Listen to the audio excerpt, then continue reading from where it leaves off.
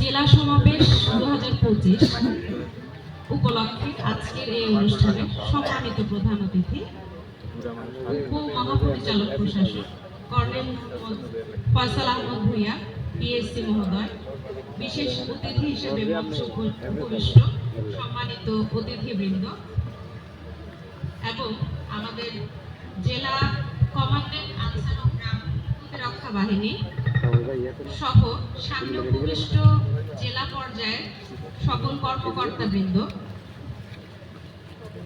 অন্যান্য জেলা থেকে আগত সম্মানিত জেলা কমান্ডেন্ট বৃন্দ, আনসার ও গ্রাম প্রতিরক্ষা বাহিনীর সম্মানিত সদস্যবৃন্দ, সবাইকে জানাই শুভেচ্ছা ও সালাম। জেলা সমাবেশ 2025